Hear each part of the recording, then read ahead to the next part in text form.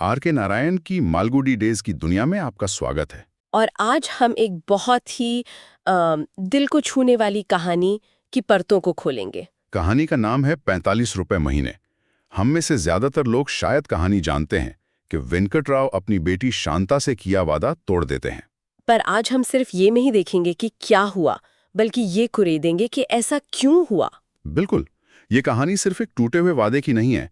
ये उम्मीद, मजबूरी और स्वाभिमान के बीच की एक कश्मकश है। और एक छोटा सा समझौता जिसकी कीमत बहुत बड़ी निकलती है। तो चलिए शुरू करते हैं। कहानी के दो सिरे हैं। एक तरफ शांता की दुनिया जो पूरी तरह से उम्मीद से भरी है, और दूसरी तरफ उसके पिता वेंकट राव की दुनिया जो घुटन और गुस्से से भरी है। कहानी की शुरुआत में शांता स्कूल में है, पर उसका ध्यान पढ़ाई में तो बिल्कुल नहीं है। नहीं, बिल्कुल नहीं। वो तो बस इंतजार कर रही है। अपनी सहेली से बार बार पूछ रही है, 5 बज गए क्या? उसे घड़ी देखनी भी नहीं आती ठीक से। बड़ी सुई को देखकर कहती है 9 बज गए हैं। और नारायण ने यहाँ एक बच्चे के नजरिए को इतनी खूबसूरती से दिखाया है। शांता के लिए घड़ी की सुइयां मैटर नहीं करती, उसके लिए समय का एक ही मतलब है। पिताजी के आने का वक्त। एग्जैक्टली, वो वादा ही उसकी घड़ी है। और जैसे ही छुट्टी होती है वो सीधा घर की तरफ भागती है, और वहां पहुंचते ही उसकी पहली जिद अपनी सबसे सुंदर महीन कपड़े वाली गुलाबी फ्रॉक। माँ उसे समझाती है कि सर्दी है, स्कर्ट और मोटा कोट पहन लो, लेकिन शांता वो तो सुनने को तैयार ही नहीं है। बिल्कुल नहीं, ये सिर्फ कपड़े नहीं है, ये उस इवेंट की तैयारी है। और फिर वो अपने डिब्बे से एक चमकीला हरा रिबन निकालती है। माँ से उस पर भी बहस करती है। पाउडर, बिंदी, मतलब पूरी तैयारी। और वो अपनी माँ से जो कहती है वो बहुत मासूम है। पिताजी कहेंगे कितनी अच्छी लड़की है कि वक्त पर तैयार हो गई। ये तैयारी सिर्फ सिनेमा जाने की नहीं है, ये शांता की दुनिया का सबसे बड़ा सेलिब्रेशन है।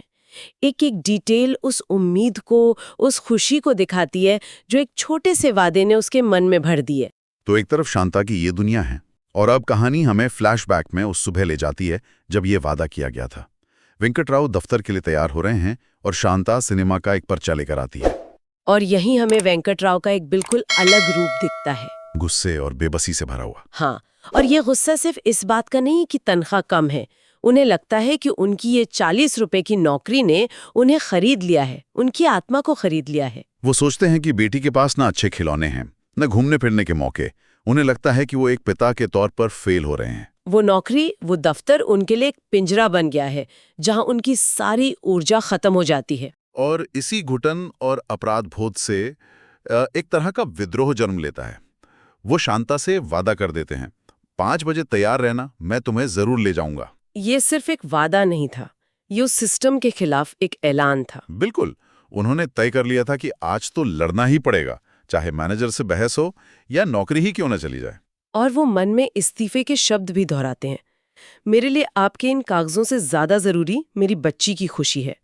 उस पल में वेंकट राव एक हीरो हैं। हाँ, एक आम आदमी जो अपनी छोटी सी दुनिया को बचाने के लिए एक बड़ी व्यवस्था से टकराने को तैयार है। वो सिर्फ एक क्लर्क नहीं, बल्कि एक पिता बनना चाहते हैं। और इसी संकल्प के साथ वो दिन भर दफ्तर में काम करते हैं, फाइलें देखते हैं, पर ध्यान घड़ी पर है।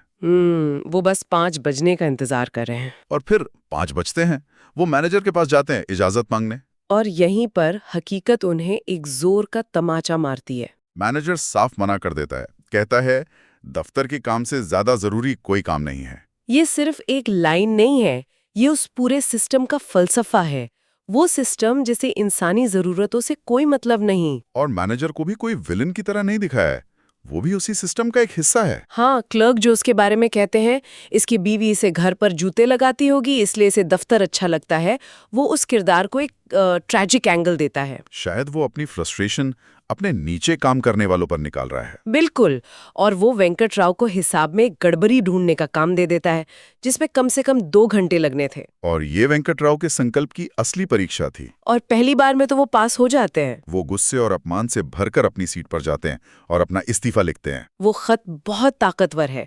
वो लिखते हैं, अगर आप लोग सोचते हैं कि 40 रुपए में आपने मेरा शरीर और आत्मा सब खरीद लिए हैं, तो आप गलती पर हैं। इससे तो भूखे रहकर मर जाना कहीं अच्छा है। उस पल लगता है कि हीरो जीत गया। वो अपनी गरिमा के लिए खड़ा हो गया वो है। उस गुलामी की जंजीर को तोड़ने के लिए पूरी तरह तैयार है। कहानी यहाँ अपने चरम पर है। हमें लगता है अब कुछ बड़ा होने वाला है। वो इस्तीफे का लिफाफा लेकर मैनेजर के सामने जाकर खड़े हो जाते हैं और फिर कहानी का सबसे दिल तोड़ने वाला मोड़ आता है इससे पहले कि वेंकटराव कुछ कहें, मैनेजर उन्हें खुशखबरी सुनाता है कि उसने 5 रुपए की इंक्रीमेंट की सिफारिश की है। और ये सुनते ही सब कुछ बदल जाता है। सारा गुस्सा, सारा विद्रोह, सारा स्वाभिमान हवा हो जाता है। ये देखना बहुत तकलीफदेह है। हाँ। वो एक झटके में आगे बढ़कर मेज पर रखा इस्तीफा वाला लिफाफा उठा लेते हैं। हाँ। एक पल पहले जो कागज उनकी आजादी का ऐलान था, अगले ही पल वो एक ऐसी चीज बन जाता है जिसे छिपाना जरूरी है। वो 5 रुपए उनके वादे से, उनकी गरिमा से ज्यादा भारी पड़ जाते हैं। पर ऐसा क्यों?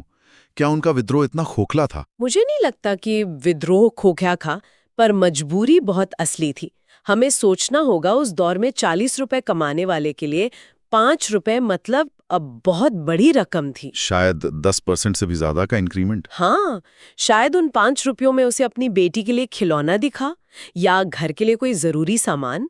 आर्थिक मजबूरी इंसान के बड़े बड़े सिद्धांतों को झुका देती है। और जिस तरह वो बहाना बनाते हैं कि खत में छुट्टी की अर्जी थी, वो और भी ज्यादा शर्मनाक लगता है। मैनेजर कहता है अगले 15 दिन कोई छुट्टी नहीं मिलेगी और वेंकटराव जी सर कहकर वापस काम पर लग जाते हैं। एक पिता की लड़ाई एक क्लर्क की हार में बदल जाती है वो लड़ाई हार चुके हैं और अब उन्हें घर जाकर उस हार का सामना करना है। कहानी का आखिरी हिस्सा शायद सबसे ज्यादा असरदार है। वेंकटराव रात 9 बजे घर पहुंचते हैं और वहां शांता सो रही है, उसी गुलाबी फ्रॉक में, बालों में वही हरा रिबन, चेहरे पर पाउडर के निशान। उसकी माँ बताती है कि उसने फ्रॉक तक नहीं बदली, इस डर से कि कहीं मुड़ी तुड़ी ना हो जाए। वो अपने सपने में भी उस वादे को जी रही थी। ये दृश्य एक खामोश आरोप जैसा है। वो फ्रॉक जो दिन में खुशी का प्रतीक थी, अब एक टूटे हुए वादे का कफन बन गई है। वेंकटराव अपनी बेटी को नहीं, अपनी हार को देख रहे हैं। वो उसे जगाने की कोशिश भी करते हैं, शांता, शांता, शायद अपने अपराध बोध को कम करने के लिए। लेकिन अब बहुत देर हो चुकी है। और कहानी का अंत, वेंकटराव के आखिरी शब्द अपनी पत्नी से, पता नहीं अब इसे रात का शो भी दिखाने ले जा पाऊंगा या नहीं, मुझे इंक्रीमेंट दिया जा रहा है। इस एक लाइन में कितनी बड़ी विडंबना है। बहुत गहरी। वो अपनी नाकामी को उसी चीज से सही ठहराने की कोशिश कर रहे हैं जिसकी वजह से ये सब हुआ। वो इंक्रीमेंट का जिक्र करके शायद खुद को यकीन दिलाना चाहते हैं कि उनका फैसला सही था, परिवार के भले के लिए था। पर हम सब जानते हैं कि उन 5 रुपयों की कीमत शांता की उस एक शाम की खुशी से कहीं ज्यादा थी। वो 5 रुपए एक पिता के वादे की कीमत बनकर रह गए हैं। तो ये थी 45 रुपए महीने की कहानी, एक मामूली क्लर्क के एक दिन की कहानी, जो दरअसल हम सबकी जिंदगी के उन पलों की कहानी है जब हमें अपने सिद्धांतों और अपनी मजबूरियों के बीच किसी एक को चुनना पड़ता है। ये कहानी हमें सोचने पर मजबूर करती है कि हमारे छोटे छोटे समझौते कब हमारी बड़ी खुशियों पर भारी पड़ जाते हैं। वो 5 रुपए शायद घर का बजट थोड़ा बेहतर कर देंगे, लेकिन क्या वो उस भरोसे को वापस ला सकते हैं जो उस शाम टूट गया था? और हम आज के सुनने वालों के लिए यही सवाल छोड़ जाते हैं, क्या वेंकटराव का वो समझौता सिर्फ एक मजबूर पिता का फैसला था या एक इंसान की कमजोरी का नतीजा? और क्या वो मिले हुए 5 रुपए उस टूटे हुए वादे से हुए नुकसान की भरपाई कभी कर पाएंगे?